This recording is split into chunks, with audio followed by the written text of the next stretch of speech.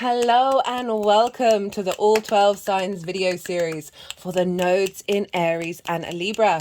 My name's Chloe. I work with card divination, astrology, and I channel energies through my body. This is just one of the ways that I channel, drawing in energies from different dimensions to help us heal, clear stuck energy, and open up portals for us to connect to the cosmos and get in alignment with our soul's journey. I like to work with all of these modalities so we can get as much context as possible about the astro weather. In order to make informed autonomous decisions about how we respond to it, and how then we then get to co-create. I will be reading for Taurus in this video, and I focus in these videos on the inner work. I focus on you, right? You are the most consistent thing in your life. The more that we understand ourselves at the core, the more that we're able to shift our vibrational frequency and peel back the onion layers of trauma responses, limiting beliefs, and then that draws things towards us that we're in more alignment. The good, the bad, and the ugly. So it's not always going to be roses. Sometimes you draw in situations that you're able to handle, you're able to deal with, or situations pop up in order to let you know you have learned that, you have embodied that, you no longer need to take that on. If you wanted a more personal reading, right, that's linked into romance or work or those sort of major themes, do check out the description box where my email address is. Send me an email and I'll get back to you. I like to tailor to the client, and let's see what happens. The reason why I mention that is because in tarot, court cards and other certain cards can be really linked into love or work, all of these things, as well as the astrology. It's I see the chart as you, but also very much other people and other circumstances. But in these videos, I will be focusing on how this energy is showing up for you. The more that we understand ourselves, the more that we integrate every nuanced part of us. We are multifaceted, multi-dimensional beings. And the more that we're at peace and don't reject any part of us, the more that we're in flow, right? And so, yeah, I just wanted to bring that up just because there can be some major themes that come up that can be linked into love or romance, or work situations, but not everybody's looking for it. As I said, the one thing that's consistent is you. I work with the whole house system. This is where each sign falls in the whole of a house. I really recommend checking out, if you know your time of birth, your rising sign. This is the first house where your ascendant is. All the astrology will link into that sign being your rising sign. This doesn't invalidate looking at your sun, your moon, where your Venus or Mars are, who are ruling the nodes right now, or even where your nodes are themselves. Any sign is going to have an impact because there's going to be different themes that connect to what's going on with this eclipse series. So if it's not your rising sign, go check out where that sign is in your chart, the house that it's in, the themes of that house, and apply those themes to the messages that come through. It's as if that sign has now moved to the first house. But I'm going to leave this very short. Do go check out the other introductions. Part 1, Part 2, Part 3, Part 4, Part 5, and then Part 7 all have main themes that are linked into this long transit. This is an 18-month transit. I think Part 1 is the Aries North Node, Part 2, the Libra South Node, 3, Eclipses, 4, Chiron, because Chiron's in Aries and having a big impact. And then Part 7, I think, was the collective reading with all these different cards that you'll see here. And so do go check those out. Oh no, there's one I'm missing. I did a part based on famous people who have the North Node in Aries. So there's lots going on. It just helps you get an informed understanding of like the depth of what's going on and how that's showing up for you. I'm not going to be doing a little reading here. Now I'm going to be launching straight into Taurus. Thank you all for being here. I really appreciate it. I appreciate your time and your energy is so precious. So thank you for sharing that with me. It means a lot. Be good to yourselves, be good to those around you, and most importantly, be well until we meet again. Taurus rising. How you doing, Taurus?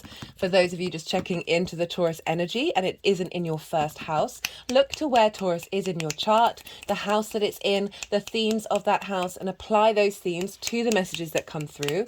It's as if that Taurus energy has now moved to the first house. Take what resonates, leave what doesn't.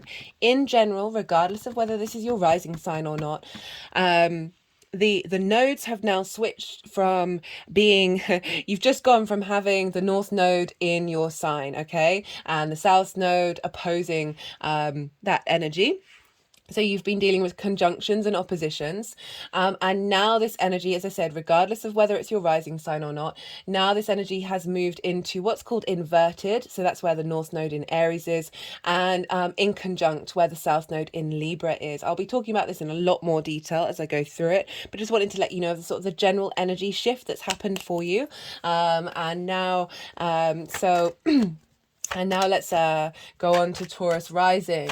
So Taurus rising, you have the North Node now in Aries. And as I said, that's inverted, right? So they're next door to each other.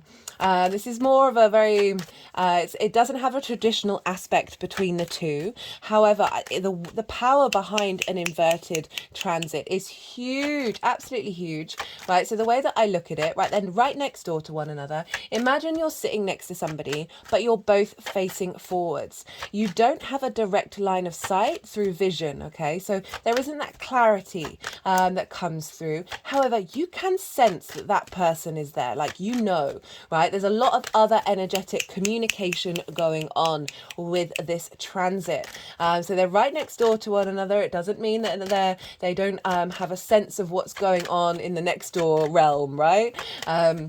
So it can be a little bit sort of that subtle energetic field. It can be a little bit, as I said, just not the same clarity as you might have got when you've had that conjunction and opposition, which are hard aspects. They show up very loudly. So a hard aspect, you've got to work for it, right? It can be very intense, and you've had these in your Taurus and your Scorpio axis. So whatever you've got in Taurus, you've had the South Node opposing it. So now we've got a shift, okay? So that for Taurus rising, you've gone from striving to work out who you are and how to embody yourself. You've had a lot of motivation and a lot of drive to work on that, and also work out what's not working for you, how to refine your relationships. So we're going from the first house and the seventh house. The seventh house is intimate relationships, business partners, one-to-one clients, very intimate friends, and long-term committed romantic relationships. So you've gone through a lot over the last 18 months. When we have hard aspects with eclipses, this can really show up for Taurus rising. This is on angular houses that you had, 1st, 4th, 7th and 10th are angular houses. And these they're pivot points in the chart. They're very powerful. So you've gone through a lot over the last 18 months. And now we've got the shift of the North Node going into Aries. This is the hidden house, the house of mysteries. This can be a difficult house. This is where our unconscious space is. This is where we have trauma responses and limiting beliefs, depression, grief, anxiety that come from those constructs that we are unraveling when we have a 12th house transit. Underneath all of that is the magic, right? So this is the house of mysteries, that which is hidden from us. And that is the occult as well. That's magic, right? There's your soul underneath all of it right there. And we're now spending time, right? The 12th house can often be a house of isolation, where you just spend a little bit more time contemplating your own personal world, your inner world. Doesn't necessarily mean that you're going to be isolated from the rest of the world. It's just you're going to have more, you're being drawn to focus on this over the next 18 months, because the North Node amplifies and exaggerates wherever it is. Like, it's the head of the dragon. It's very hungry, and you want to consume. You're striving for something. It also might be something that we're a little bit uncomfortable with, but we've got the momentum and energy to push forward. I've seen with 12th house North Node transits of, if you've suffered from anxiety, if you've suffered from depression, or you've had trauma responses and limiting beliefs in your life that may have blocked you, this is an amazing time to transform that. Like, phenomenal time. It may bring these things up, but as I said, you've got the motivation and drive to look to them. And the North Node can help through that exaggeration in order to highlight that which you need to look at, but also provide support and bring the ability to navigate those things in a lot easier. You might find you're picking up more practices linked in around figuring those things out and getting a lot of support that can be through therapy or other practices that you're using in order to really understand that very hidden part of who you are. The 12th house can often be very personal to you and not necessarily integrated with the rest of your chart. So it can be something that you keep private, you keep hidden. It is also a part of our chart that can have to often feel very inaccessible, a little bit confusing, like you don't really understand how to connect to it. All of these things you can experience at once, right? So the North Node moving through here is giving you time to integrate that. The more that we integrate the 12th house, the more the rest of our chart is able to bloom, because that is helping us work with our unconscious needs and responses.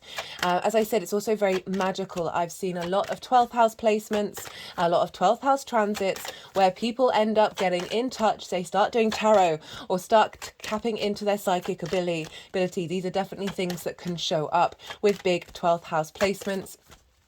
And so all of these things, as I said, it may be a bit heavy. 12th house can be a bit heavy. But just bear that in mind. I'm not saying this to scare you. I'm just saying, like, this is what can show up. And the more that we understand those sort of difficult transits, the more that we're able to work with it and co-create. And be aware that this isn't forever.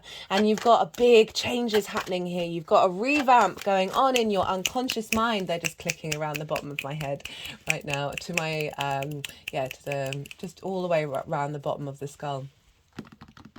And Aries rules the head, right? This is I mean, I'm feeling really good about this transit while I'm talking about it, even though it may be difficult. I see it from the other side of just a complete revamp, and a real sense of knowing the depths of who you are and having that motivation to do something and work with it and focus on it. You might spend more time embodying your instincts as well. So Aries is very instinctive. It's the first fire sign. It wants to really experience the world through its own embodiment, right? So this might have been a part of yourself that you've kept hidden, or you may not have been able to access that, perhaps prioritizing other things. Now you're really being able to focus on, how does this all feel for you? What about you? You're very independent Aries energy, letting that fly free and be able to express itself. I would say with Aries, it can be a bit sort of my way or the highway and not want to listen to other people's ideas. We're here to balance that out. We're here to be able to be the individual in a social dynamic. And obviously I'll talk about Libra when I get to the South Node, but do bear in mind when I'm talking about one side of the nodes, always draw in the other.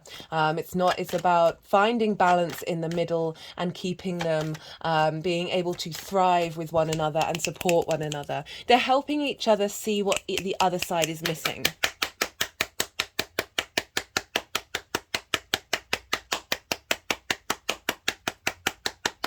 It's also the house of rest. You might find yourself resting a bit more, spending a little bit more time slowing down.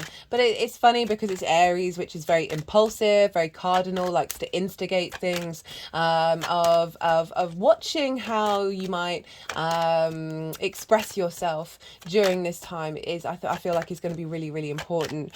It's ruled by Mars. Mars can be very combative. So there might be so it's an exaggerated version of Aries that could be a part of you that's actually a bit combative and can be a bit angry, right? That's you know that sort of very blunt side of right. So I love Aries, right? Aries is so few masks with Aries. You know where you stand. So there might be a part of you that's kind of blunt and doesn't have masks and not socially bothered by situations, that is deep within you, but it isn't able to express itself because there's other parts of your chart that may be taking dominance. So this is going to be a good time of spending time in contemplation of how to integrate that, how to be comfortable and confident in being able to express that kind of sort of blunt, no mask energy, and being able to just go out and do what it is that you want to do without worrying about what other people think and what other people are doing. So this is going to be a great time of helping release anxiety and depression around not being able to express that.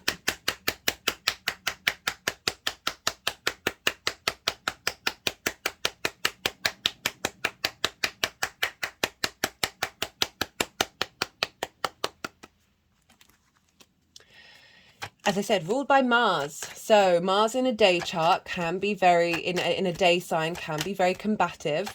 Competition, winning at all costs. So there might be a competitive streak within you that you're going to sit and work through. As well as just, as I said, like very free, very independent. And this is, we're getting a reignition of that. What else with Mars? So Mars is great at getting things done. So you might find that you're just able to figure a lot of things out very quickly with this transit, and really find the motivation to instigate a new way of engaging with your unconscious mind.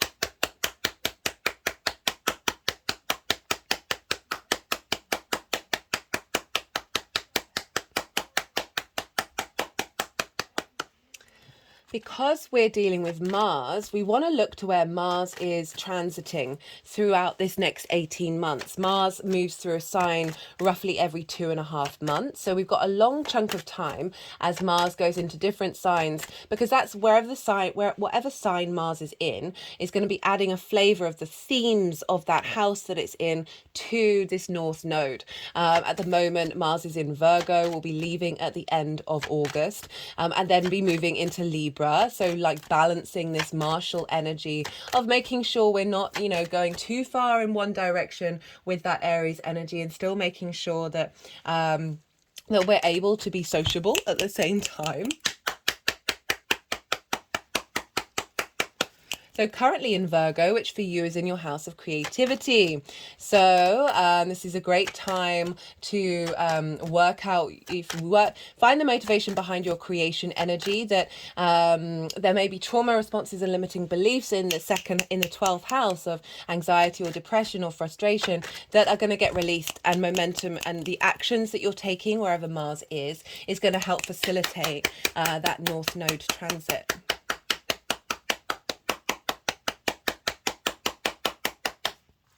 I forgot to mention two things actually, Taurus.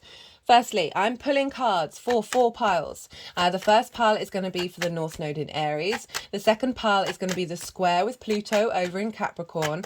The third pile, the South Node in Libra. And then the final pile is how this energy is manifesting moving forward. I also want to mention in every single one of these videos, the energies that I channel have wanted to do more energy work and more card work than they do in my normal transits. And because we're dealing with eclipse energy, I've wanted to let that happen. So there's going to potentially be a chunk of time where I'm going to be doing a lot of energetic work and a lot of card moving with the energies. And I will, when I finish this series, so when I finish this video, I'm going to go back through the videos and timestamp when that starts and ends, because I'm aware of your time and your energy and how precious that is. And not everybody's got time to sit through maybe 10 minutes, 15 minutes, 20 minutes, however long it is, of energy work. I don't feel that you're missing out on that energy work just by being here. You're going to be able to absorb it. But they do interesting things with the cards and interesting things with what I've got on my altar and drawing in different energies from all these different things. So it's always quite fascinating to watch that. If I get any channeled messages that come through while I'm doing that, I will re-mention them when I start reading the tarot. If I haven't got round to doing the timestamps, I'm going to aim to do them tomorrow morning. I will be putting a card up to symbolize that's when I'm now going to start talking about the tarot. It's going to help me with the timestamps, and also you're just going to be able to skip along and do that in your own time if the timestamps aren't there. So we're looking to where Mars is, wherever Mars goes, and we also want to look to very appropriate. We want to look to where your natal Mars is. So this is going to add on another layer of how this nodal transit is going to show up for you. So wherever Mars is, whatever sign it's in, whatever the themes of the house that it's in, those are going to show up during this next 18 months. It's going to connect back to where your natal Mars is, because that's the same Mars as it's going round the sky. So that's going to add on a little layer of how that's showing up for you. Just generally, I really feel very positive about this, that especially with Chiron being there. I mean, you've had Chiron there for a while. I'm going to talk a bit more about Chiron later, but you've been working through a lot of wounds. Also, for us all collectively, oh my God, I'm so glad of this. Jupiter moved through Aries. very recently, as I'm sure you're aware. And I feel like that helped level up our Aries energy in preparation for this transit. And so Jupiter provides wisdom, elevation, a sense of cohesion. So you've had a lot of support with Jupiter moving through your 12th house, and it's now in your first house. So you're really combining the journey that you learned with that North Node already, going through your first house, what you're striving for. Now Jupiter's helping you understand that, find wisdom, elevate, and get a bit really confident in who you are. And all of that's feeding, you know, we've got that combination with the 12th house of helping that energetically with the 12th, helping you get through that if it might be a little bit difficult. Do bear in that mind, it may well be. And don't ever forget to ask for help. Help is always there, even if it's energetically, even if it's with your guides, the angels, whatever, however you connect to the universe. Do ask for help. For those of you who may be struggling, I'm not trying to overemphasize that part of it, but it is part of the 12th house. Is a difficult house. It's a wonderful house. There's so much magic there, it's ridiculous. But it can have you just feeling a little bit flat, to say the least. Some of you might get really, really energized, right? Might be going completely the other way. And so you might be like, what are you even talking about? This is not going to affect me in that way. Right, so let's go over to the South Node. So we've moved from Scorpio, the South Node being in a Mars-ruled sign. I forgot to mention before, we had Taurus, the North Node, ruled by Venus, who is your ruler. You've got a lot of Venusian energy going on right now, Taurus. I will talk about the Leo transit as well. Oh my goodness. The North Node was being ruled by Venus. So really wanting you to feel good, wanting you to connect and get harmony. And now we've got this North Node moved into Aries with Mars, that's all about action and motivation and drive. You've got a lot of stimulation of wanting to take the effort. We've gone from yin night signs, which are receptive, more introvert, but also observational and more strategy and more cultivating and nourishing. Whereas now we are yang day signs, so fire and air. This is more the extrovert side of going out and doing things, and very much the individual doing things and affecting things. A need for stimulation. Air and fire aren't bound by gravity, so they're constantly on the go. They want stimulation, action.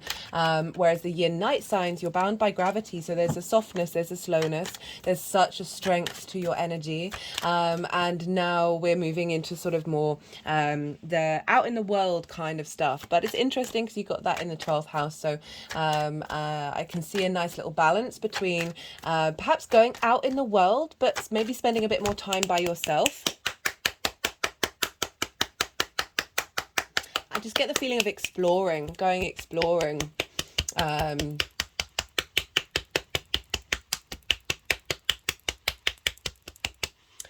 So they're just patting my hand over my heart chakra. And now, right, let's go back to the South Node. So you had the South Node in Scorpio, which was a Mars-ruled sign, traditionally. So really contemplating your deep feelings, refining how that's showing up in your one-to-one relationships. And that's moved into, the South Node's moved into a Libra, which is a Venus-ruled sign. So this is going to have a big impact because we're dealing with Venus. And Venus is one of your rulers, Taurus rising. And this is moved into your house of work, health, and routines. Now, this is... the South Node is the tail of the dragon, whereas the North Node is the head, what we're consuming, what we're striving for. It can be a little bit more materialistic, as in like things showing up in the real world. Whereas the South Node is there's a refinement, there's a discernment, there's a surrender, there's a going inward, and there's a need to disentangle things that haven't been working. So if you think about the head of the dragon where we're eating, where does that food go? What happens to food after we've eaten it? Well, purging, releasing. And this is helping clear out toxins. So especially with the health part of the 6th house for the South Node, helping clear out toxins in your body, finding balance in your health. You may feel drained. You may feel drained in this area, but it's serving you in the long term if that does pop up. And what else did I want to say? Yeah, so in shamanic practices, when someone's done a huge emotional or energetic release, they often go and throw up, or their body releases all the fluids from their body, right? I don't mean to be gross, but this is just facts. This is a human being, right? If we're not cool with that, like, work on that. Sorry, that was me being a little bit dominant there. I just I'm someone who is really fine with people burping and farting in my vicinity, as long as it's not in my face, because the digestive system is our bigger gut, it's our bigger brain, right? We don't want that to be uncomfortable, right? Better out than in.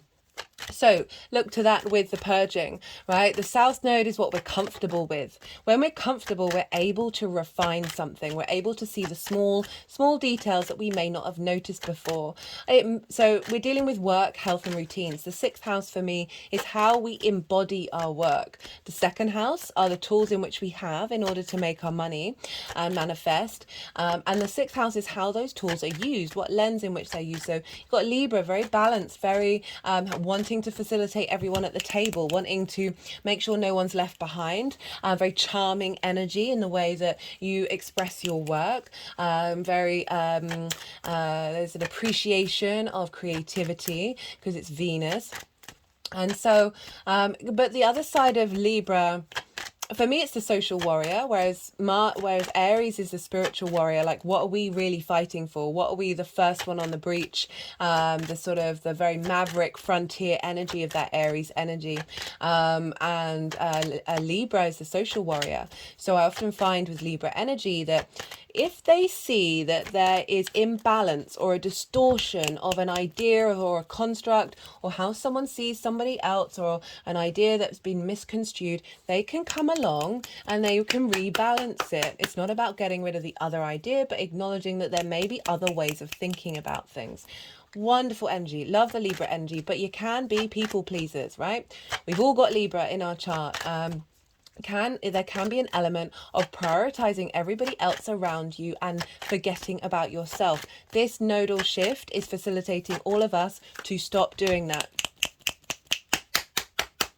where it's doing us a disservice. This isn't about being rude to people. This isn't about being dismissive of other people, but it's acknowledging that you are an individual in a social situation and your needs matter. For some of you, this can mean a change in the way that you work, a refinement in the way that you work, a reprioritizing of what it is that you need from your work and how to embody it. For some of you, this might be a change of job.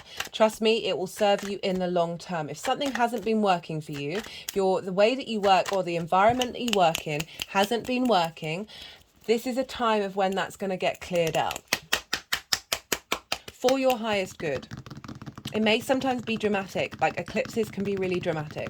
That's just facts.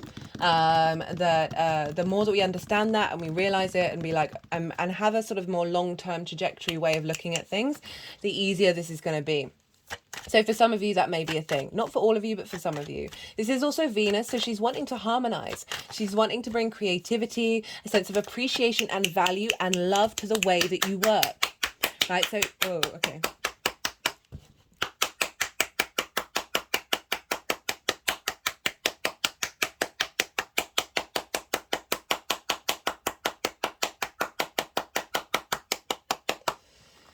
They like that one. So if you're not valued at work in the way that you work, it's also the 6th house is your co-workers. If you're not being valued, that's going to get worked on, right? So we all deserve to be valued in the way that matches what we're giving. And honoring what we're bringing to the table. It's not just the other people that need honoring, it is you as well. Your health and your routines. Refining those routines. There may be a lack of energy around working with this. There,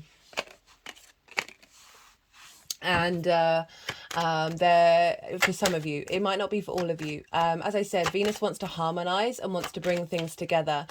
She wants you to feel valued and appreciated.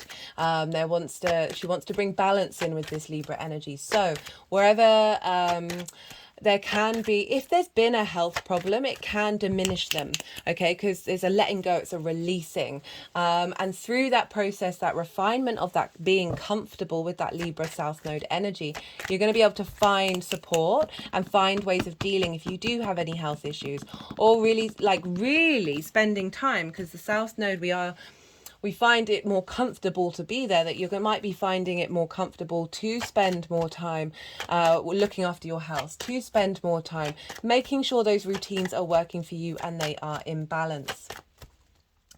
I forgot to mention, so with the North Node can bring in other people into your life, and South Node too. But with the North Node's more, it can bring in someone you've never met before.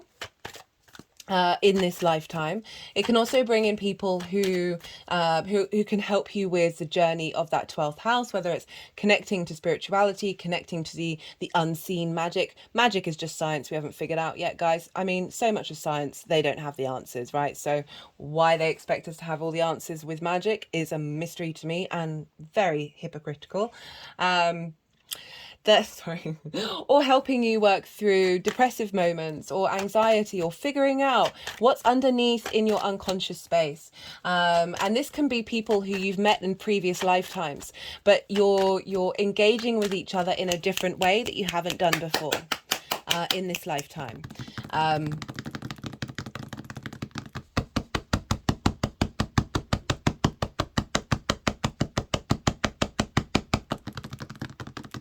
It could be, that just popped into my head, it could be like when you're spending time by yourself, looking through Instagram or whatever it is, and you just keep coming across people who like little videos that are completely related to what it is that you need to work on, right? Spirit works in mysterious ways.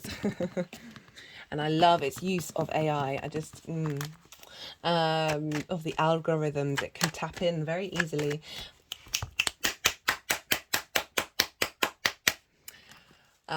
Right, South Node. So South Node can bring somebody into your life to help you remember something you may have forgotten about yourself. This can be someone who you knew when you were very young, and you are reminded of how it is that you want to work, like what really moves you to work in the way that you do. Might come along and suggest something linked into health or establishing a routine. It can also be someone who someone who is part of your soul family, who you spent many lifetimes with, and they come in and they help remind you of something that you've already got but you may have forgotten, and that can be a really strong bond that comes in, because then you're kind of in sync with that person and you just feel comfortable with them. Maybe deciding to work with someone like that, or maybe like a new co-worker comes in and is like really helping you understand the journey that you're on, and you're facilitating one another. That can definitely be things with the North and South Node. This also can be linked into relationships, romantic relationships. We are dealing with Venus and Mars. That's our passion and our love, that people can show up during this time that might be a little bit more fated to help us either acknowledge that we've learnt lessons that we don't need to learn again, so they may disappear again because they're like, okay, the universe has gone tick, right? They've learnt that lesson. Oh my goodness, so often for me, it took me several times around the rodeo to learn certain lessons, and people just kept showing up in my life, causing disruption and trauma. Red flags, everyone. Mind the red flags. The universe will keep sending you the same lesson in various different ways. It's hilarious. I say that just to be mindful. I can also, as I said, bring in people into your life who, you know, you've done the work and now you're setting on a new soul contract. I'm always very mindful of saying that because we're not always looking for the outside world, but I just want to say this is a thing with eclipses, right? We've got big new beginnings and big endings, like big completions happening with these eclipses. Look to where Venus is in your chart, right? So wherever Venus is, what sign she's in, the themes of that house are going to apply. Whoa, that flew out, are going to apply for this transit, right? So it's the same Venus that's in the sky now, and you know, wherever Venus is in your chart, she's always going to be influencing Libra and Taurus for you. And so this is how it's going to show up for you on a personal level. We also want to look to where Venus is in the sky right now. She moves through a sign once a month, roughly. So we're going to have a quicker cycle of around the chart of all those themes linked into the way that you work and linked into the way that you take care of your health and your routines.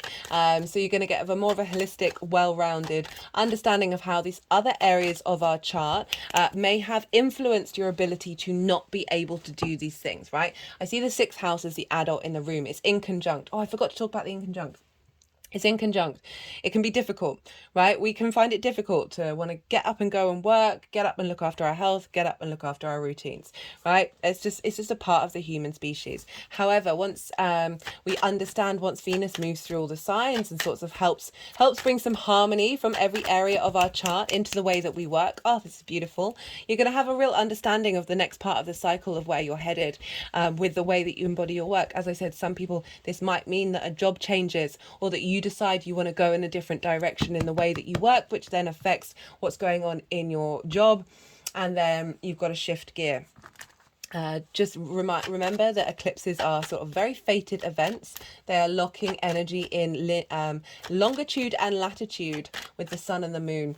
So big deal. Right, the inconjunct. Forgot to talk about the inconjunct. So regardless of whether Taurus is your rising sign, Libra and Taurus are in conjunct with one another. However, they are both ruled by Venus, so they've got something in common.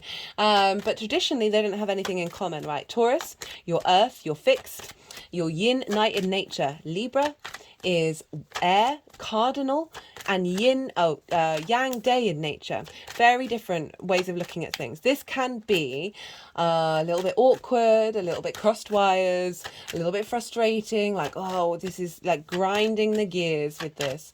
Because, right, imagine you're talking to someone and you've got nothing in common, you've just met them, and it takes a while to get things going. This is what the inconjunct is. But once you do, and once you realize the wonder of the fact that there's this other energy that's operating in a very different way, sorry, I just have to pause for a second and hydrate. Sorry about that, Taurus. Yeah, so the inconjunct. So once you realize the wonder of the fact that, you know, say you see someone with a skill and you're just like, wow, I don't have that, but that's cool, right? That's the inconjunct. That's the best way to work with the inconjunct, of being like, I don't get how you do it, but let's try and do something together. And then that's when you're kind of colouring outside the lines with the inconjunct, rather than sort of a more free-flowing, got lots of things in common energy. You're being able to bring different perspectives together. And so it can be a little bit difficult, right? It can be a little bit frustrating, but it also incredibly empowering, and you're able to think differently about a situation that might have been really holding over you. I'm just thinking about Libra being a bit, there's an element of pleasing others, that you just may spend your whole time at work pleasing other people and not actually being able to embody what it is that you want to express. And there's sort of anxiety around that. So as a Taurus rising, Venus is part of and Venus is being your ruler, Venus is part of the night team, right? So there's two different teams for the day and night. Mars, Venus, and the moon are the night team. So Libra is day energy, right? So Libra energy can have a degree of social anxiety because Venus isn't as comfortable being in a day sign as she is in a night sign. So there can just be a little bit of a restlessness with that Venus energy of showing up. So that may be something that really gets refined out, and that's backed up by the fact that you're dealing with Mars in the North Node in the 12th house, of unraveling and expanding on mental issues that you may be having. So they're really working together in order to facilitate you. There's a lot of sometimes we've faced neglect in our lives, trauma responses, limiting beliefs, right? No matter what our parents do, they're gonna wound us one way or another, right? It's part of their job. And so with I see in the sixth house a lot of sometimes things really blocking our ability to truly flourish in the sixth tends to come from, neglect or other sort of issues that may have happened to us from our very early years. And this knocks on our ability to commit to ourselves, to be the adult in the room. And so this is the South Node moving through there really does help you get that into line, get that into an alignment. So Venus, where's Venus right now? Oh, hello, Leo. If you haven't checked out the Venus retrograde series in Leo, as one of your rulers is Venus, I recommend it, right? So every time I do a transit video in the lead up, I often feel very instinctively called to certain energies, certain content, certain books, whatever it is. Like people will show up in my life who then match that transit. It's quite phenomenal. But since I've done that Venus transit video across the board, and I think I've done a couple of transits since then, she keeps showing up. She's really loud. She's like really, really loud right now. And she's like, look at me. This is important. This is a big deal, right? So she retrogrades the least out of everybody. So when she does, this is a big deal, right? This really shows up for us. This is our love, how we love, how do we connect? This is such a very human aspect of us. And she's retrograding in Leo, which is in your fourth house, Taurus. So it's an angular house. It's squaring your first house. Angular houses are big pivot points. You've just had eclipses there, right? You know what that feels like. Squaring you, right? The ruler of you is squaring you and revamping your foundations. Making sure you're in alignment with your heart, right? In the most glorious way. Starting a whole new 8-year cycle. If I think it's October 7th, she moves out of her shadow. She would have been direct for a while, but it's when she leaves the degree, she retrograded over. And that will instigate a whole new cycle, right? So this is big. And she rules the South Node and she ruled the North Node previously. So we've been dealing with a lot of Mars and a lot of Venus, and particularly for you, that Venus is going to have a big impact. And this transit is going to have a big impact, not only because you are ruled by Venus, because it's in an angular house. And if it's not in an angular house, if you're not a Taurus rising, it's squaring this Taurus energy. So yes, this is showing up. And so she's going to be there until the 9th of October, and then she'll start whizzing around the chart along with the sun. And so we've got a lot of connection to your fourth house, your roots, your foundations, your private life, the roof over your head, your parents, your ancestors, your lineage, right? So this is the root of who you are, is getting a revamp that is influencing this purging, this transformation, this depth that we're getting with the South Node, this untangling of that which doesn't serve you, over in your sixth house of how you work, right? So you may work from home, and then this is really helping boost that right now. You may want to work out more when you're at home. You may want to take care of, eat better when you're at home in your private life. You're really going to get a boost here that's going to facilitate this cycle. And then she's going to move around the chart, and whiz round, as I said, really helping find the ability to release and let go of and find love and compassion for anything that isn't serving you in terms of your work, health and routine. I would be mindful of your health, just because you're dealing with the what's the word? Words. The physical body, which is more the sixth house, and the mental space, which is the 12th house. Just be mindful. It's all going to depend on your chart, what's showing up here on a more personal level. I'm not trying to scare everybody, but just saying, be mindful. Maybe make sure that you eat better. Maybe make sure that you're spending time meditating, or doing something to help alleviate repetitive thoughts. Whatever it is, go stand in nature. Jupiter's in your sign. Jupiter's giving you confidence, right? Giving you this sense of wisdom in how you embody yourself right now. This is glorious energy, even if it might be a little bit difficult. Okay.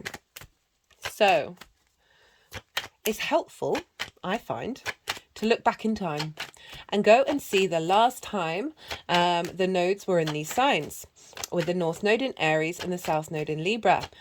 This was from the end of December 2004 to the 22nd of June 2006. All the dates are in the description box. I list out all the eclipses and all the degrees with those as well, all the decks, everything's there. I know it's a lot of information, but it's all in the description box. So go look back in time and see what themes were coming up when the North Node was last in Aries. What themes were coming up with when the South Node was in Libra. We're not in the same cycle, it's a different cycle, but it is an advancement of that previous one. So just when you get an idea of what themes are showing up, you're going to be able to observe and clock earlier what's going on right now. And it's going to help sort of understand, okay, what was the North Node striving for before? What have I learned? What's next on the list? And the same with the South Node. What was I refining that then?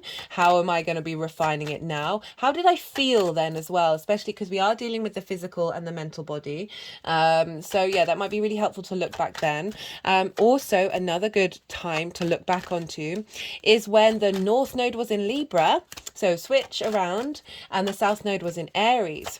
So this was March 2014 to autumn 2015. Now, why is it good to do this? Well, we're not just looking at the North Node, we're not just looking at the South Node. They are not separate from one another. They are entwined. They are part of the same whole, the yin and the yang, right? They serve one another and they share energy with one another. What you release in the 6th gets fed into the 12th. What you exaggerate and expand in the 12th feeds the support of the understanding on the 12th, right? So they are working together. So it's really helpful. That's so funny. This card was the one that came flying out before, but they wanted to put it in the deck. I nearly said it out loud and I was like, no, got other stuff to say.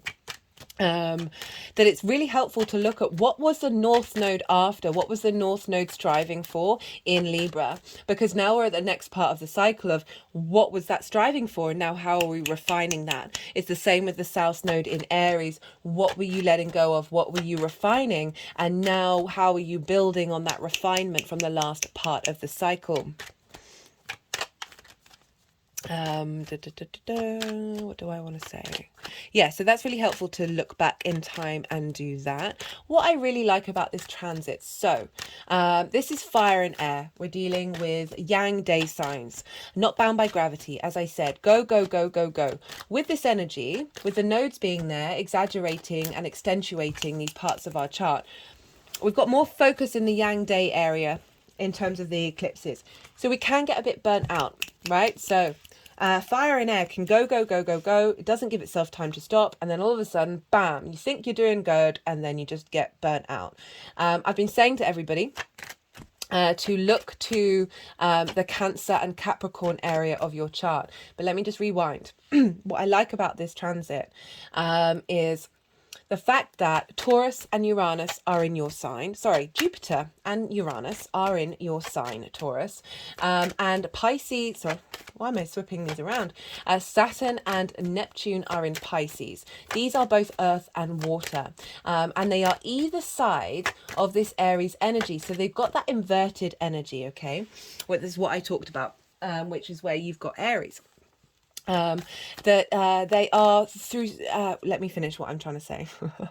And now we've got Pluto in Capricorn. So until Jupiter moves into Gemini, which it will do next year, and Pluto is going to dip back into Aquarius and then come back into Capricorn again, all of the bigger outer trajectory long-term planets are all in earth and water, which is really helping ground us, letting us connect to our emotional body.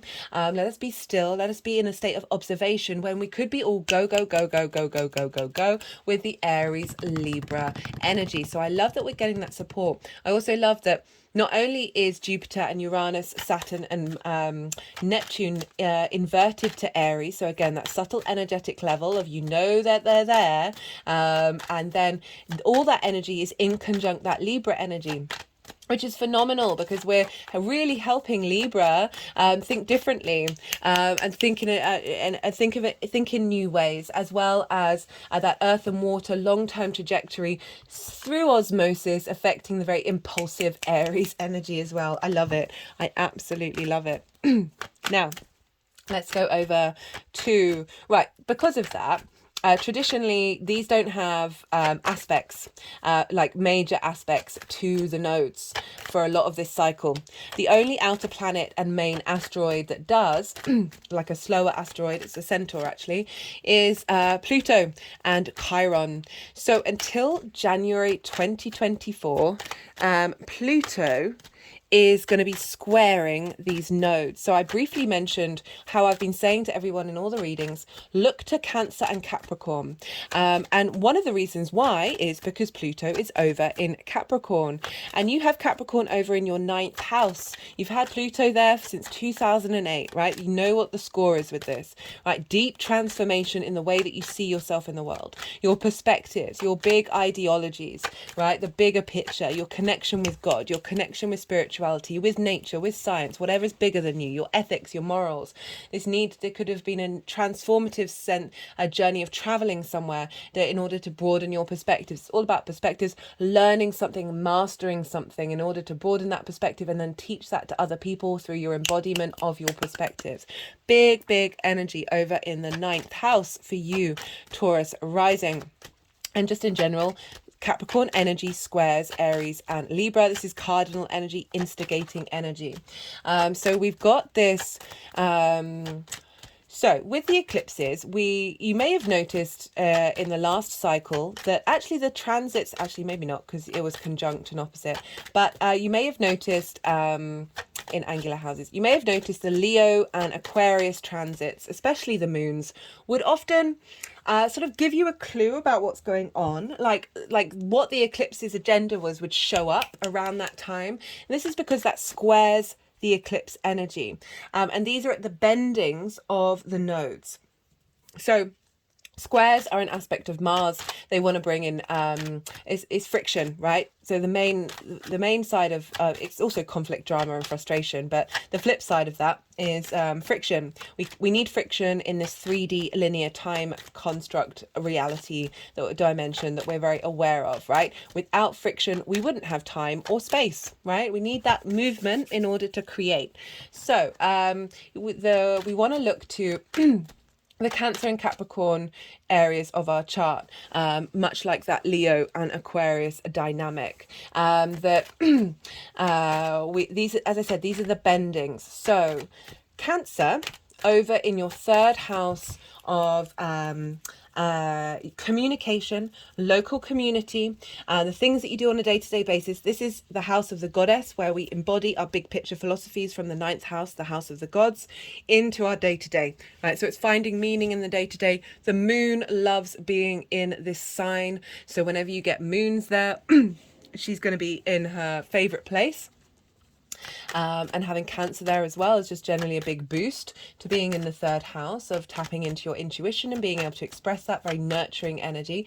Anyway, aside from that, so Cancer, Cancer is from the North Node in Aries to the South Node in Libra. It is the bottom, right? So when we get to the South Node in Libra, we then start going up to the North Node. So we start rising up. The bottom of Cancer, right, the in-between Aries and Libra, is the bottom of that South Node, essentially. Right, that manifestation, that which is the foundations of something.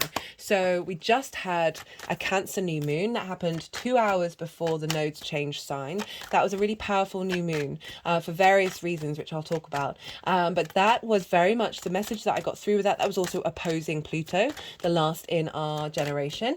That in those signs, that that moon felt like a release of our blocked intuition and really helping instigate this new moon, this new cycle of us being able to understand and work with our intuition from a very intense, powerful place. So we want to look to Cancer to understand, okay, what's showing up that's highlighting that your day-to-day, how you communicate, there's a reflection on the work that's happening in the Aries and Libra part of your chart. Now, why that new moon was also important because we've already had an Aries eclipse. We had a hybrid eclipse a couple of cycles ago. That was probably the clearest message I've ever had from a lunation. A hybrid eclipse happens once every decade. Still, I've put it in a playlist. along with the other Aries new moon and the other Libra full moon. I'm going to put the Cancer new moon in there as well, just because all of this energy is very much helping facilitate us understand what's going on with the nodes. And that hybrid eclipse once in a decade, it really, for me, the message was very much soul integration, our past lives, our present life, and our future lives, all kind of in lockstep with one another, and sort of the ease of energy transfer and understanding between all of those are building and building and building in alignment. And each new moon that we have is adding onto that over and over and over and over again. That new moon in Cancer squared that original eclipse in Aries. So it was a real pivot point in how are we manifesting moving forward, having emotional control and ability to understand our intuition in relation to what are our needs and how we embody ourselves as an individual, as well as being able to navigate social dynamics without anxiety, without prioritizing everybody other than ourselves, because we're very confident in our intuition and what's being built during the next cycle. So Pluto over in Capricorn, this is another bending, and so this is from the south node to the north node, and so that's the peak. It's the top of the energy of the north node of what we're striving for. It's like it's the top of the building. It's the highest point. So things are being raised up in Capricorn, and we've got Pluto squaring that energy until January 2024. Pluto. There's a lot going on with Pluto. Obviously, we're very comfortable with that energy because we've had it since 2008. And I say comfortable as in like we know what's going on to a degree. That Pluto is very intense, very magnetic, very powerful. And so we've got a lot of power in these nodal shifts. We've got a lot of power of how we're manifesting this in a long-term trajectory. And also Pluto can deal with the unknown and fear around the unknown, because it's the god of the underworld, of death. We don't know what's happening. That fear of that fear of something that we have no control over as well, which is very much like with Pluto energy, like look your fears in the eyes, let them sit with you. Don't let them consume you. Acknowledge that they're there and let them be with you. You don't have to reject them, but it's not about letting them consume you, and transmuting that energy once they've been seen and being able to transform into something far more powerful. Pluto can also deal with obsession and possession, and so themes around this I feel are definitely getting released if you've been working through that in your understanding of how you see yourself in the world, and however that may have shown up. But also Pluto was linked into the riches under the ground, right? So god of the underworld, like minerals and gems and jewels and precious metals. And Pluto's linked into raising things up that once were hidden gems, hidden treasures. And this is the square. This is a manifestation. This is a raising up of the legacy energy of that Capricorn, of what is being revealed that is part of your long-term legacy, the collective energy of Earth, very committed, very loyal, very dedicated. What is pulling up of like how you see yourself in the world, your connection with something bigger than you, your ability to teach and to share and to learn, to broaden your perspective. What wonders and gems are being revealed where you are able to embody that magnetism and that intensity in a very powerful way. And I say powerful with all the love in the world, as a wonderful part of the human experience that doesn't invalidate other people's experiences. So that's Pluto. I'm pulling cards for that. So far, all the readings, they've been pretty good. The other thing is Chiron. So Chiron's been in Aries for a while. So we've been all collectively dealing with whatever wounds are coming up around that Aries area of our chart. From now until mid-June, the nodes are going to be either 10 degrees either side of Chiron. On the 19th of February, it's going to be conjunct. I probably will pull cards for it. I don't know in what transit, but I will do at some point of what that conjunction means for us all. It can mean, so the North Node exaggerates and amplifies. Chiron is incredibly wise. It's the mentor energy, being able to transmute pain and trauma and still be able to share that wisdom with other people. It can be somebody coming into your life that helps facilitate whatever's going on in that mental space. It could also be linked into magic and mentors coming in that way, or you embodying that wisdom of being able to transmute your journey and the magic of your embodiment, that instinctive response that you have, and really find the power within that can really show up with that Chiron transit. I'm doing a really wide orb just because I feel like that, I felt very called to do that. It seemed like the right thing to do, that this is going to have a big influence for most of this journey, for all of it really, because when they're in the same sign, and when they're in the same sign, they're in the same realm, they're in the same house, like they know that each other are around. They might just be a little bit further away, then that influence might diminish, but that still influence is still there, just in general. So they're the main big aspects, but we're going to get, this is a very personal transit because the main aspects are going to be with the sun, the moon, Mercury, Venus and Mars, all the very personal planets rather than the social and collective planets. Very personal, very immediate energy. So we're dealing with cardinal energy. We're instigating things. We're getting through things quite quickly. We're leveling up quite quickly. So that's going to be the general energy for us collectively, with all these aspects that will be hitting the nodes in all the different signs. I'm not sure which transits I'm going to do. I think I'm going to do the Mars in Libra just because we've got the South Node there. I feel like that's appropriate. Yeah, we'll see what comes up. But be mindful of where all the planets are and what they're doing with the nodes, and you'll see sort of intense transformations happen. An awareness, right? The North Node is very much an awareness of where you're headed and what you're doing, and the South Node is helping you. Oh, that reminds me, with the South Node you can often release something that you want, but it's actually, and that might be a bit frustrating and a bit like, what's going on, but it's serving you in the long term because you're actually going to be given what you need. Okay, can't always get you what you want, but if we try sometimes, we might just find we get what we need. Name that song, Rolling Stones. So I just want to paraphrase that's definitely a thing that can happen. And you'll often notice that some of the eclipses may show up in different ways, as in like the Aries eclipses might show up in your work environment or your health environment, in your routine, and vice versa. Like they really do support one another.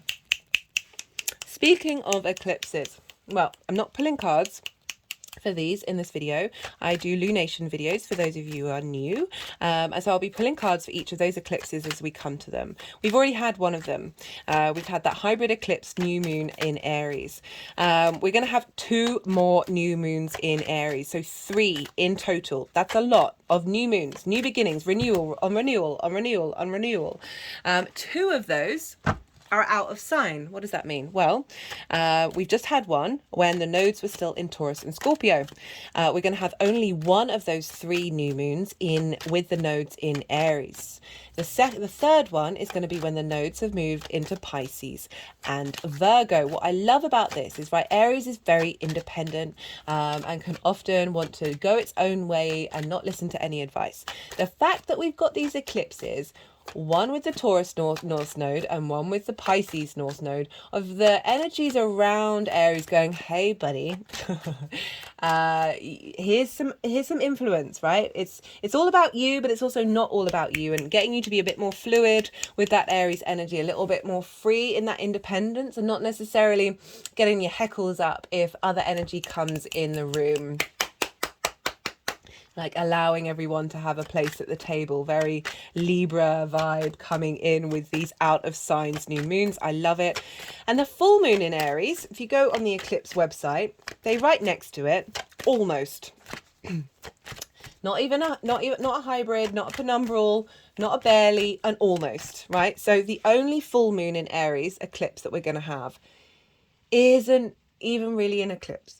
But I like this. I can't wait to do this reading for that full moon, because it's going to be tackling with the subtle energetic field, right? So we're not getting this big completion, this big ending. We're getting it on a very subtle way. And it really feels like it's a continuing of the soul integration of that hybrid eclipse, that we're getting renewal after renewal after renewal in very different ways with those 3 Aries eclipses. And the only full moon is kind of like on the fringes of things, on the fringes of that which we can see out of the corner of our eyes rather than that which is directly in front of us. I'm so fascinated to see what comes up for that. With the Libra moons, We've got 2 new moons in Libra and 1 full moon in Libra that are eclipses. Now, these are all in sign. And so Libra is getting a big focus of that Libra energy. Like, it's not out of sign, it's all in Libra. So really, you know, I love that for the South Node, because the South Node really does want to refine and purify and strengthen those foundations, and make sure that you learn the lessons that you need to learn in order to facilitate you in the long term. So I love that that's really focusing on that Libra energy and really getting that cleansing, that purifying vibe going on. Yeah, I think it's great. As I said, I've listed all of these with all of the degrees, so you can go check out your chart and see if any of these are having an impact on you, like a bigger impact. They have impacts on us no matter what, but it's all going to be relative. Okay, that is everything that I wanted to say. It's quite a lot. That's quite a lot. I do appreciate that. And so now I'm going to go quiet. So you've had the Yang Day side of the reading. You've had the extrovert, go, information, stimulation, non-stop speaking.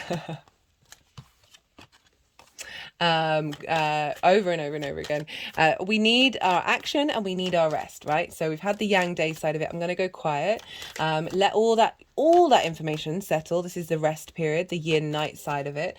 Let it absorb into you. Be in a state of observation. Soften your mind and see what intuitive hits come up. The nodes moved into the signs on the 17th of July, so nearly 2 weeks ago. So you might have noticed things around the time. You may be triggered by what's being said. You may be triggered by what's being said, what's been said already, that remind you of what might have happened. Nothing might have happened, and that's perfectly normal.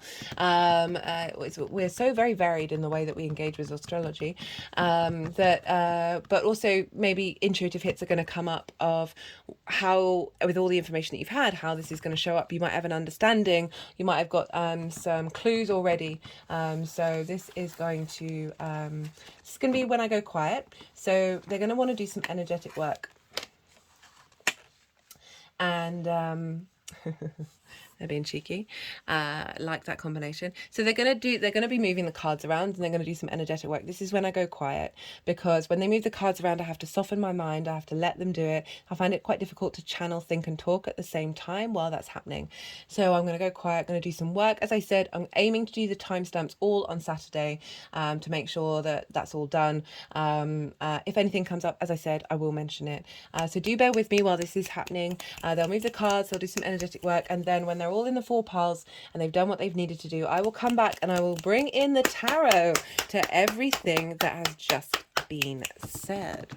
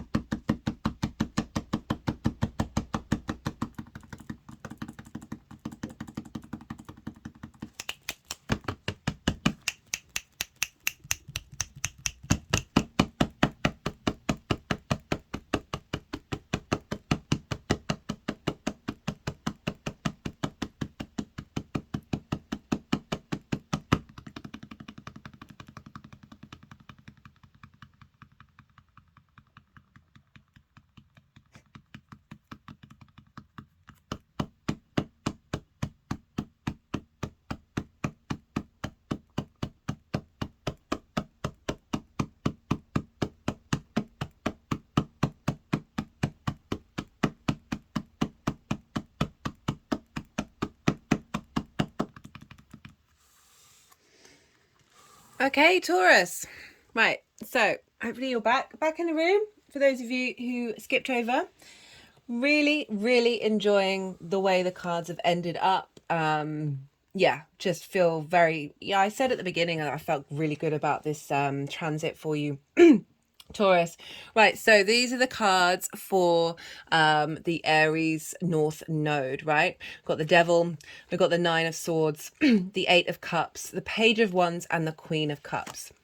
This is just pretty much everything that I was talking about, to be honest.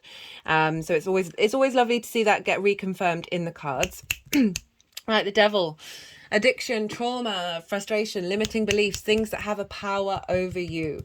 Right, so I'm a big fan of the Devil energy. I think it gets misconstrued, but the fact that it's showing up in the 12th house is also your power that you have within you, right? This very primal part of who you are, this magic of who you are, being able to express itself, but it's showing up with the Nine of Swords. So, there's other less dramatic ways of interpreting the Devil, but because it's showing up with the Nine of Swords and the Eight of Cups, this for me is all about limiting beliefs and trauma responses.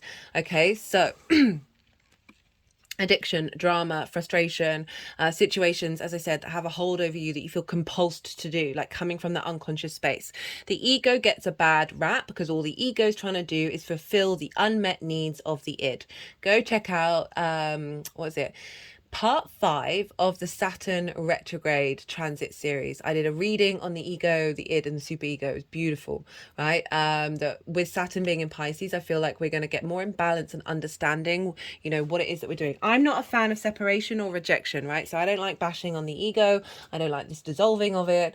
It's not my jam, right? It's not how I work. Anyway, so the Devil, the energy is like our unmet needs met, right? Our trauma responses in our unconscious mind that could provide anxiety, stress. This is in the 12th house is the place for anxiety and depression. It's more mental issues rather than physical issues. I mean, they're still physical, but this is an easy way of explaining it. Because this is all about anxiety. This is about, look at all those swords that are stacked up. There's no way you can tackle all of those things at once, right? It's impossible, especially when you're sleeping. And sleeping is the most important thing to do if you are in a negative headspace, right? We have lymph nodes in our brain, and we have lymph nodes all over our body, but all over our body they're able to flush the toxins out throughout the day. Our brain can only do it at night. We go mad if we don't have proper sleep. It's going to affect you quicker than not eating or drinking water. I always like to focus on this look at the roses on the bed, and there's all the astrological symbols as well. So the astrological symbols are sort of acknowledging this is potentially going to be a part of the transit that's going to be bringing in this kind of energy, and know that it too shall pass. But the roses are like, for me, I've suffered from anxiety and depression nearly my whole life. And what I think it was when I was having a North Node in my 12th house. I've got Cancer there, I've got the moon there. I fell in love with the moon. I completely fell in love with the moon, and she's free and she's there all the time. Well, not all the time. And she just brought me so much joy. And it was able to connect to that, to shift the neurons. So we stop focusing on all of this, which we can't control, especially when we're sleeping, right? Worrying, worries are like prayers in reverse. Like what can you do with a worry? Right? I know we have them. I have them. My anxiety's sort of raised up recently, and it's been really interesting witnessing it, that I'm not responding to it in the same way. That I'm acknowledging that it's there. I'm acknowledging the feeling that I'm feeling, but I'm not letting it swamp me down. I'm not letting it overwhelm me. Our minds are addicts. For those of you regulars, you're probably bored of me saying this, but it's such a fundamental thing to help when you've got issues in that regard.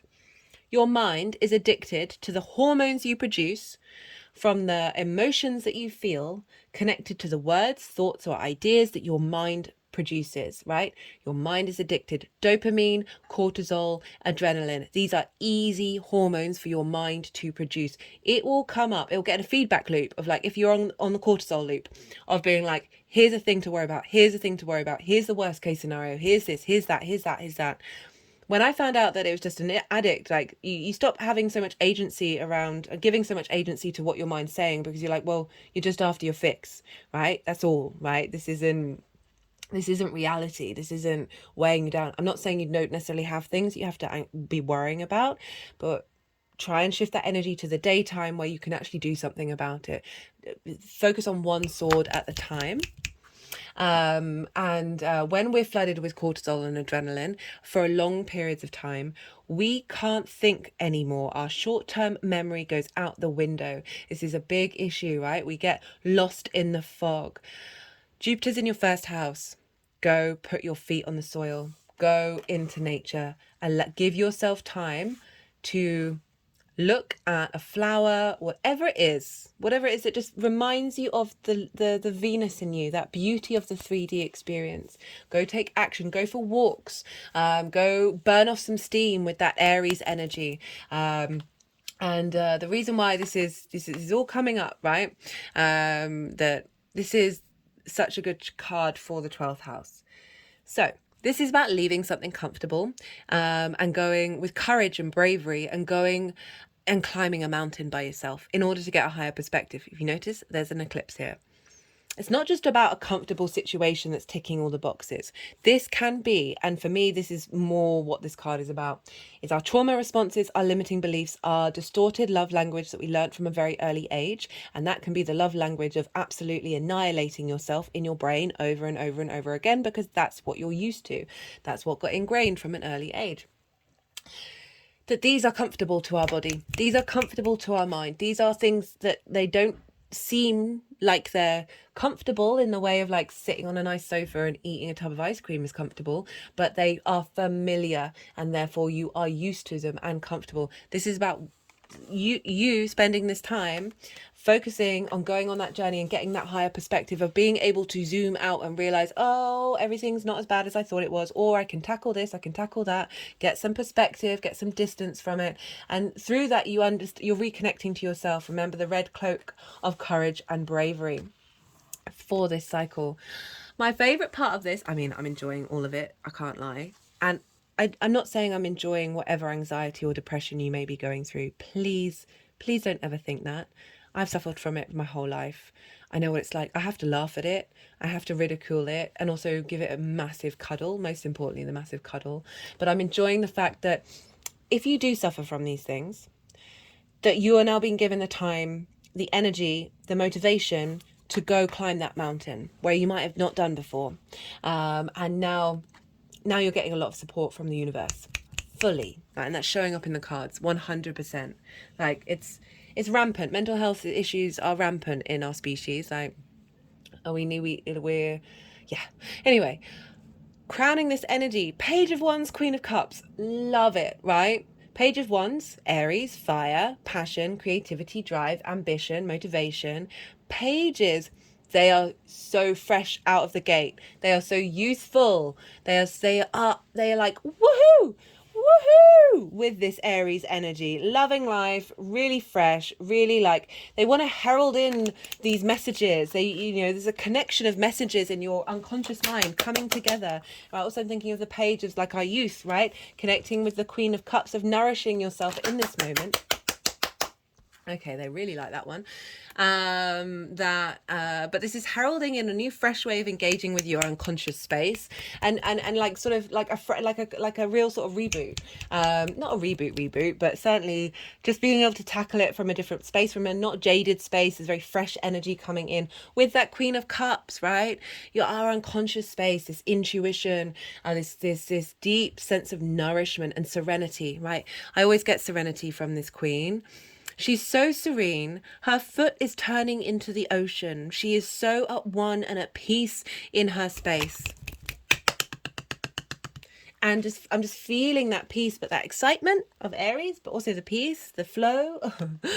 But it's also perspective as well, right? So there's no clouds in the sky. The sea is still. She is right at the edge of the sea. So imagine yourself at the edge of the ocean and all you can see is sea and all you can see is sky. Your eyes start doing funny things. Your perspective starts changing, right? So this is really implying the ability to tap into a new perspective from deep nourishment. Take care of your unconscious space. Give it a massive hug. Show it love. Provide it with a space where it can flourish rather than fester. Also, inherent magic coming in, right? Pages is the instigation of activity, the instigation of passion, that spark of spirit, and the intuition and the creative ways of the queen, the nourishing, creative, imaginative ways of the queen of figuring out how to use this magic.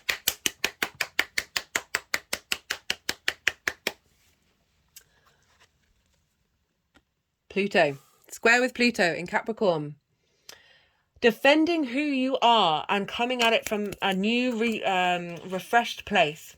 Okay, so Pluto's in the 9th house. How you see yourself in the world, right? Your connection with something higher than you, perspectives. But the Knight of Wands for me is very much you being able to defend who you are in this world and be able to enjoy going out and traveling in it, going out in the world, feeling confident, feeling vibrant. With the Page of Pentacles, oh, sorry, not the Page, the Ace of Pentacles. You've got 2 aces. You've got 2 aces, Taurus. Real fresh renewal. So this is Pentacles, this is Earth energy, this is the 3D realm.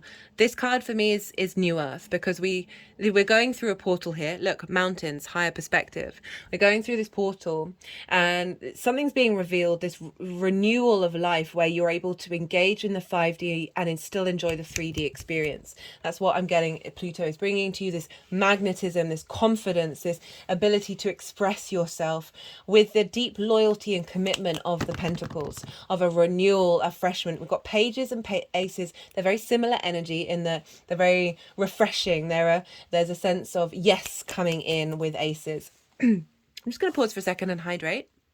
Hi, Taurus. So, Libra South Node. Strength. King of Swords, Queen of Swords. Where's Venus? She's in Leo. This is the Leo card. Strength is all about love and compassion, love and empathy, understanding different perspectives and working together through kindness and love in a harmony, in a space, but from a love space, from a heart space. Leo rules the heart. And another name for this card in the toss deck is called lust, as in lust for life, that we can't truly experience and enjoy this 3D experience until we're in harmony with ourselves, until we operate from a space of love, until we're in balance. The Strength card showing up. So Venus is having an impact on what's going on with Libra, and she's giving you the strength and the heart to bring your work, your health and routines into balance.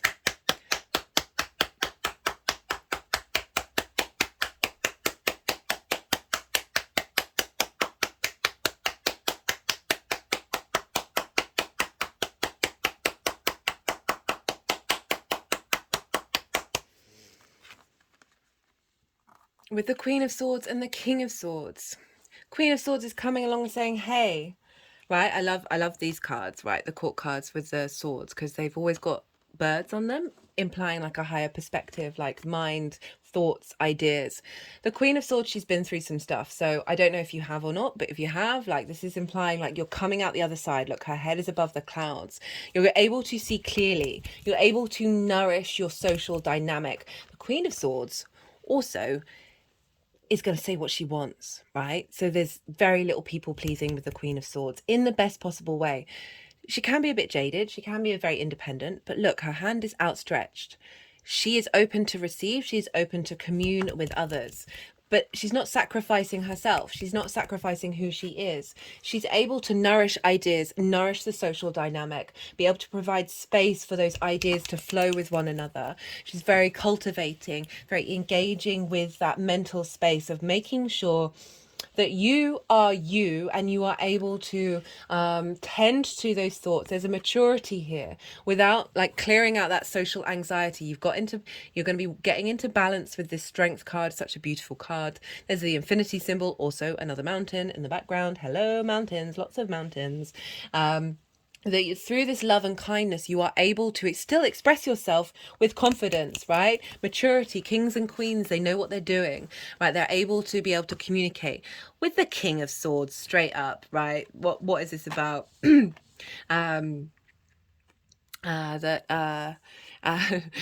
King of Swords is just like, I don't care what you think. I'm speaking the truth. Facts are facts is the King of Swords motto in my mind. Like, you can't avoid the fact that, like, facts, I mean, some facts are subjective, but let's not get into the nuances of things. This is about being able to take action. Now that you've cultivated this mental strength and this mental independence, that now the King of Swords is, you're able to take action in order to embody your work from a place of truth, a place of authenticity, a place of integrity.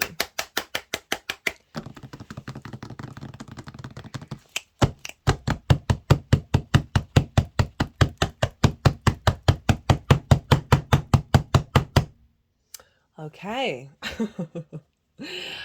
Linked into health and routine, making sure with that strength card that you do spend your time getting into balance, like being mindful. You're going to be drawn to do it anyway, but it's sort of just showing up saying, be kind to yourself, love yourself, be the adult in the room for yourself. You know, with those kings and queens and strength card, it's very mature energy.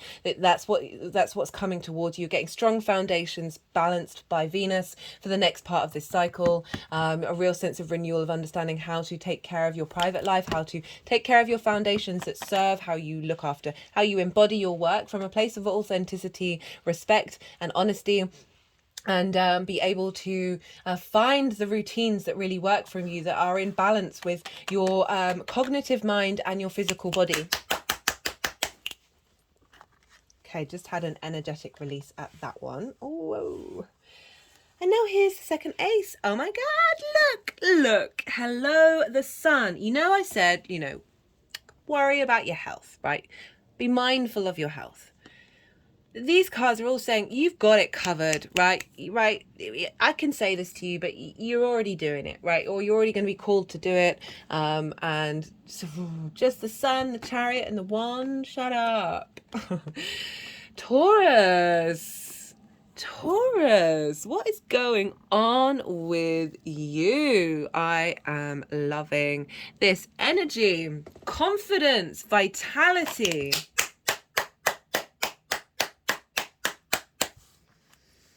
These three cards, I can't, like, I'm speechless at these three cards, to be honest. The sun, the center of the solar system, joy, vitality, vision. This is expression, directness, being able to, I'm just thinking, so, they've just gone to my third eye. The sun showing up for not only the sixth house of your health, right? And how you work, bringing joy to how you work, bringing vitality to how you work, but your mental health, the magic within you, that Aries energy. The sun is exalted in Aries, right? This ability to tap into that vitality, the hidden house, the darkest part of our, not the darkest part of our chart, but it is a dark part of our chart, of this sun beaming out and going, hey, I feel renewed. I've got sunflowers in my hair. I'm riding a white horse. I'm feeling good. Also, if you see, this is a child here. Linking back to those trauma responses and limiting beliefs that we get in the 12th house, right? Your foundations of Venus being in the 4th house, where our parents, our roots, our foundations are. So much trauma there. Look how happy this inner child is. Look how happy. Mars is in Virgo, for crying out loud, in your 5th house of creative energy, but also linked into children, also linked into the inner child. Oh, my hands are just going in my heart shaker. This is, I'm getting really excited with this one. Woo! Okay. The Chariot and the Ace of Wands. So the Chariot is Cancer.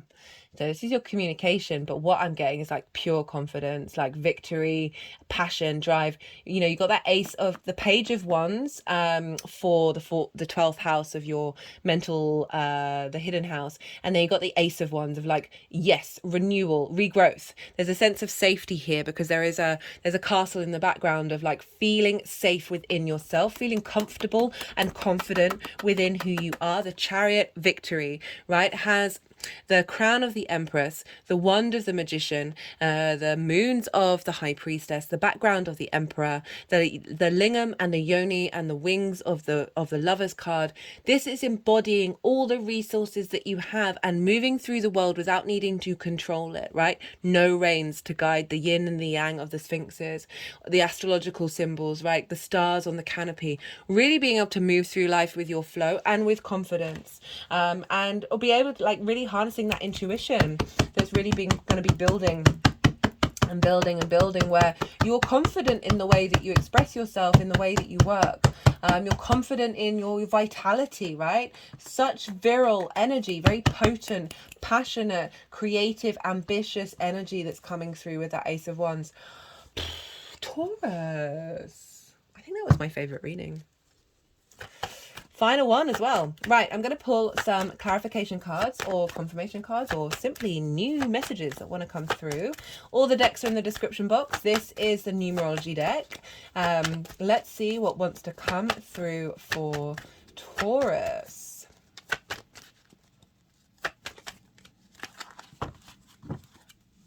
The moon's in Sagittarius, which might explain why I'm feeling quite hyped up. Fire, the moon being in a fire sign with the nodes being in fire and air, so there'll be trines and sextiles. So even though it's very early degrees of the moon, it's still going to be affected by it, so it's nice to see that come through.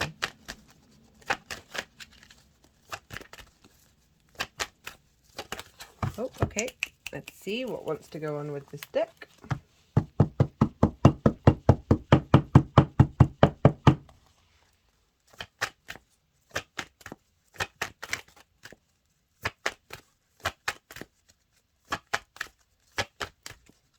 Yeah, you've got renewal. You've got two aces. You've got kings and queens. So there's a real sense of maturity and renewal of wherever you're at, right? And really like finding depth and finding freshness at the same time, which I love. Okay, not this deck. Maybe they're wanting the other one. This is the First Light Tarot. This is Major Arcana. Question cards. Whoa. Keyword cards. Here we go. Soul, identity, family. Right? Tapping into your soul, the magic of your soul. The roots and foundations of where Venus is, of helping you connect to your ancestors, your soul family.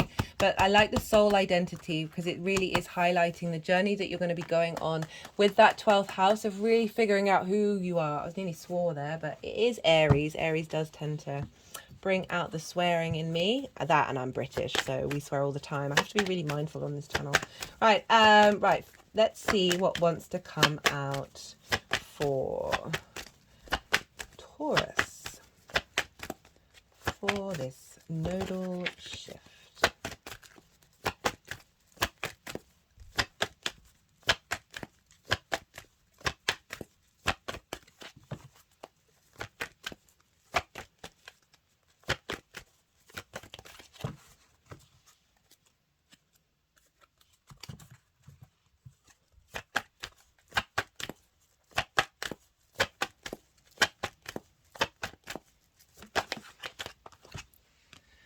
So that was on the bottom of the deck when they got me to stop the deck. So this is hilarious. New beginnings. New beginnings. Overall, new beginnings, Taurus. I'm really liking this. Really, really liking this one. I mean, that's pretty straightforward, isn't it, really? Like, after going through a 12th house North Node transit, it really does activate a lot of what's going on. So I think I'm going to leave it at that, Taurus. That seems pretty clear. They're not really saying anything new. The vitality, the refreshness, the maturity, the confidence. I'm loving this. I'm loving this so much. Right, Taurus, if any of this resonated and you'd like to pay it forward, this is a growing channel, and any interaction on the videos really helps the YouTube algorithm push it out there. Liking the video, leaving a comment, even if you're just saying, hey, I'm Taurus. Anything you want to say. I love hearing about the astro weather, and I always get back to you. It's one of my favorite things of seeing how this is showing up in your life. You don't have to do any of those things at all. Just if you want to, you can do so. I really appreciate you sharing your time and your energy with me. It means a lot to me. It's an honor and a privilege to read for you. Be good to yourself, Taurus. Be good to those around you. And most importantly, be well until we meet again.